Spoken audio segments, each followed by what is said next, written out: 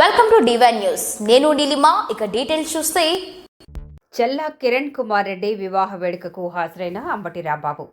తిరుపతి జిల్లా రైల్వే కోడూరు నియోజకవర్గం స్థానిక పరిధిలోని వెంకటరెడ్డిపల్లె గ్రామం నందు వైఎస్ఆర్సీపీ సీనియర్ నాయకులు చెల్లా గురువురెడ్డి వారి కుమారుడు UK YSRP social media convener Chella Kiran Kumar Reddy వివాహానికి విచ్చేసి వధువులను ఆశీర్వదించారు. అనంతరం వైఎస్ఆర్సీపీ పార్టీ కార్యాలయం నియోజకవర్గ ఇన్ఛార్జ్ మాజీ శాసనసభ్యులు కొరుముట్ల శ్రీనివాసులు మరియు వైఎస్ఆర్సీపీ అధికారులు, పార్టీ శ్రేణులు ఇక్కడకు చేరుకుని వైఎస్ఆర్సీపీ మాజీ మంత్రి అంబటి రాంబాబుని, మాజీ ఎమ్మెల్యే కొరుముట్ల శ్రీనివాసుల్ని కలిశారు.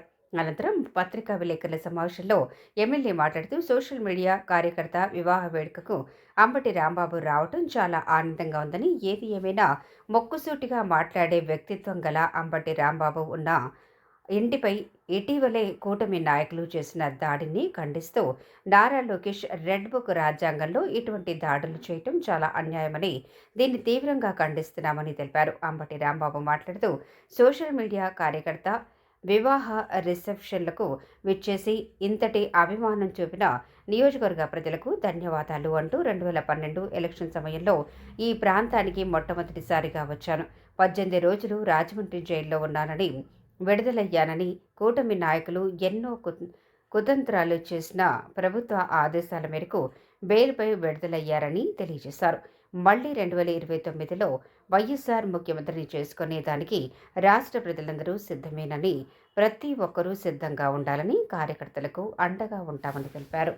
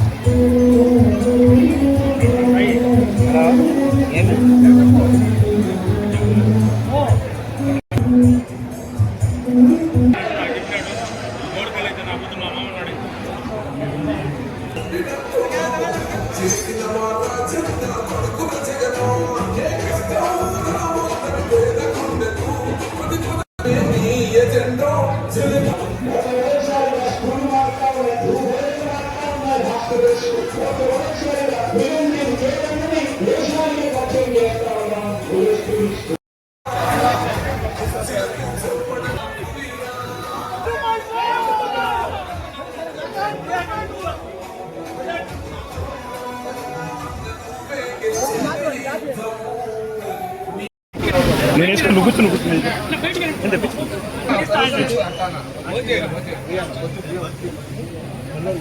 లక్ష్మారెడ్డి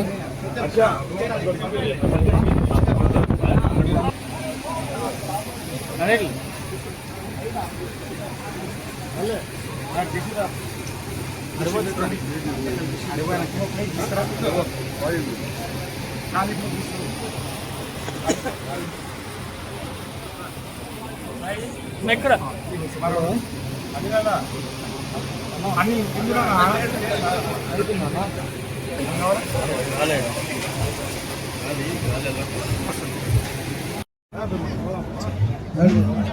కనపడదు పెట్టుకోవాలి.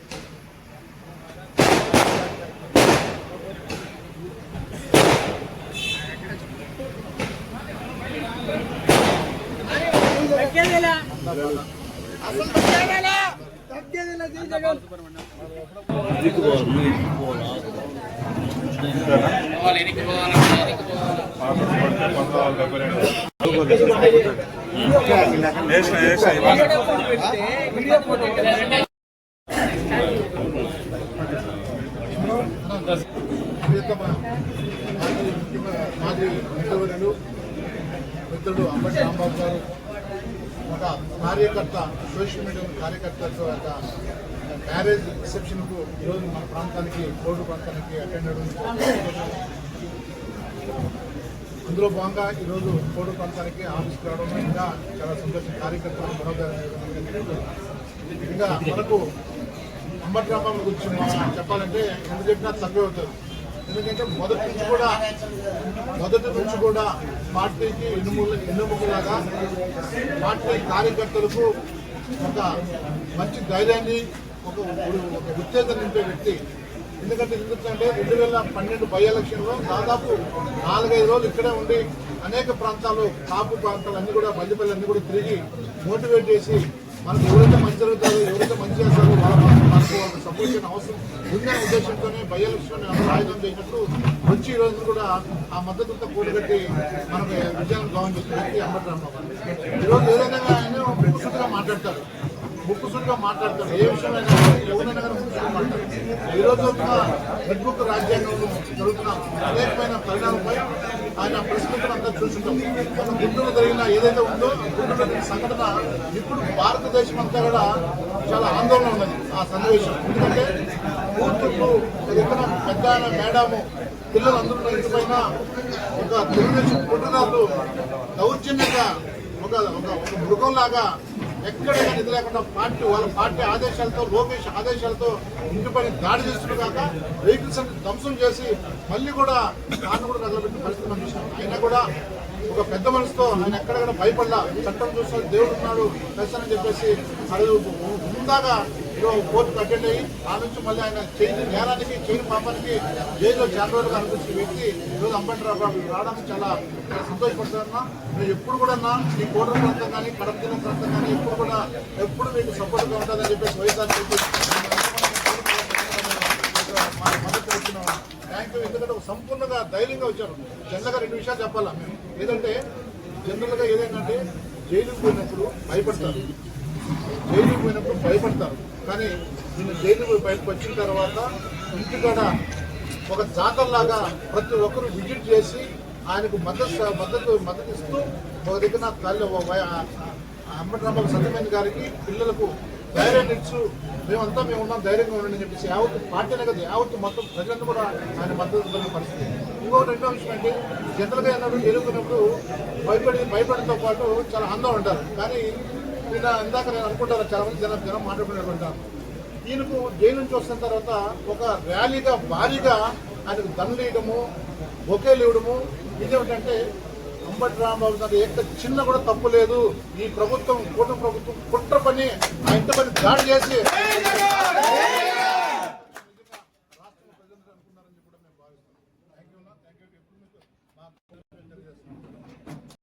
రైల్వే కోడూరులో వైఎస్ఆర్సీపీ అభిమాని. నిజానికి నేను వివాహానికి రావాల్సిన పరిస్థితి ఉన్నప్పటికీ అప్పుడు జైల్లో ఉండటం రాలేకపోవడం. ఈరోజు రైల్వే కోడూరులో ఆ వివాహ రిసెప్షన్కి ప్రత్యేకంగా పిలిపించి వధువుని ఆశీర్వదించారు. మరి ఇందాక సీఎం చెప్పినట్టుగా ఈ ప్రాంతం 2012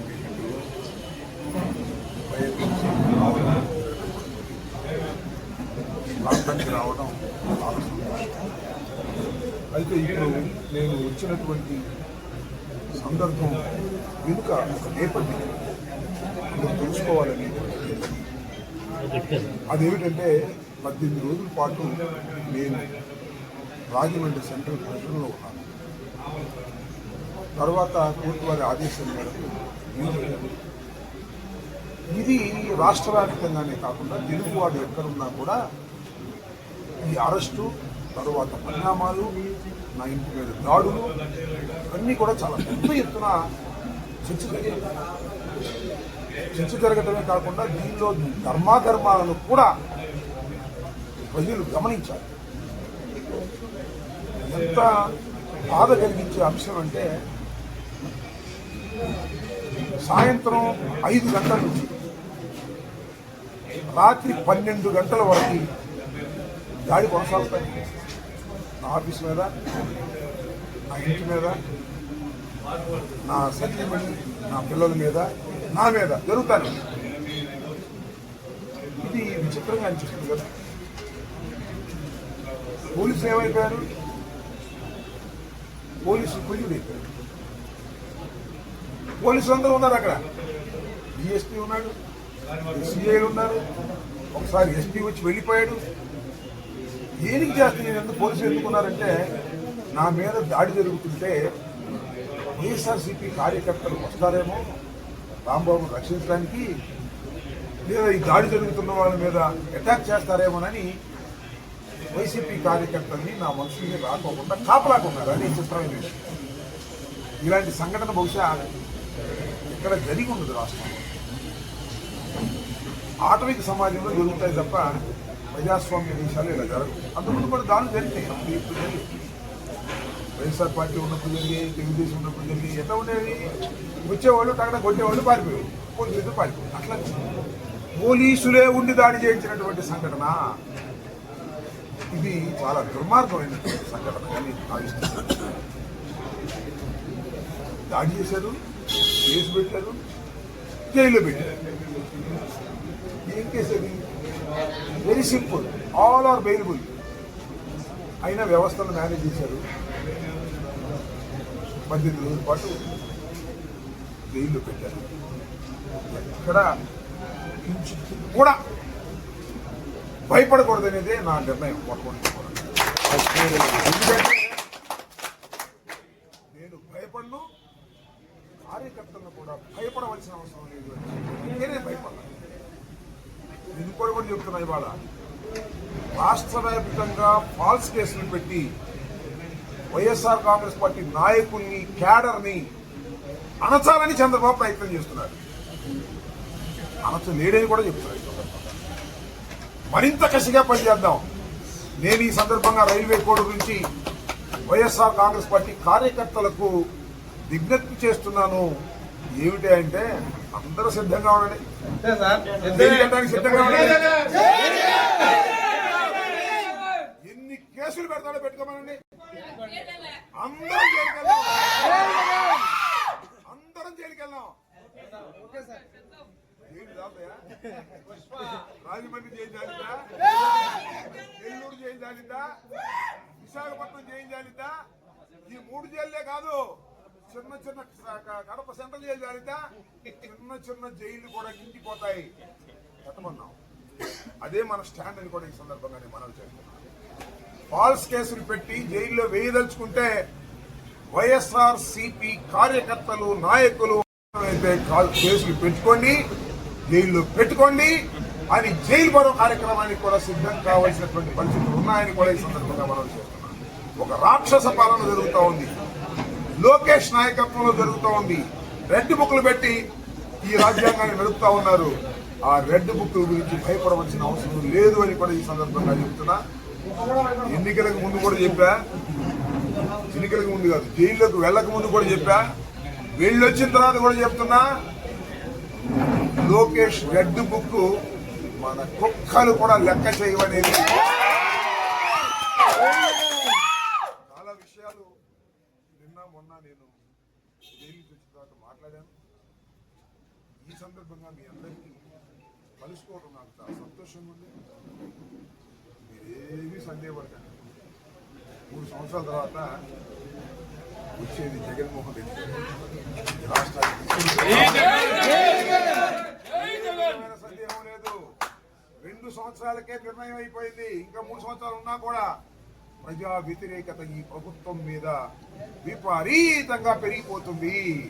కారణం అభివృద్ధి లేదు, సంక్షేమం లేదు, కేసులు, కొట్టడాలు, దాడులు చేయటాలు, దీంతోనే కాలయాపన చేస్తున్నారు. కాబట్టి ప్రజలు ఖచ్చితంగా బ్యాలెట్లో తిరుగుబడతారు. మళ్ళా జగన్మోహన్ రెడ్డి గారిని ఈ రాష్ట్రానికి ముఖ్యమంత్రిగా చేస్తారు. అప్పుడు దాకా మనం వీరోచితంగా పోరాడవలసిన అవసరం అయితే ఉన్నదని ఈ సందర్భంగా మీ అందరికీ తెలియపరుస్తున్నాను.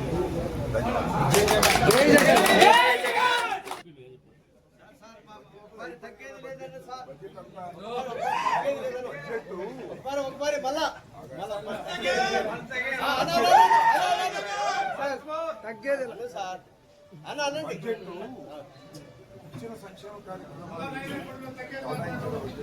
మీరు ఎన్నికలకు ముందు వాగ్దానం ఇచ్చారు.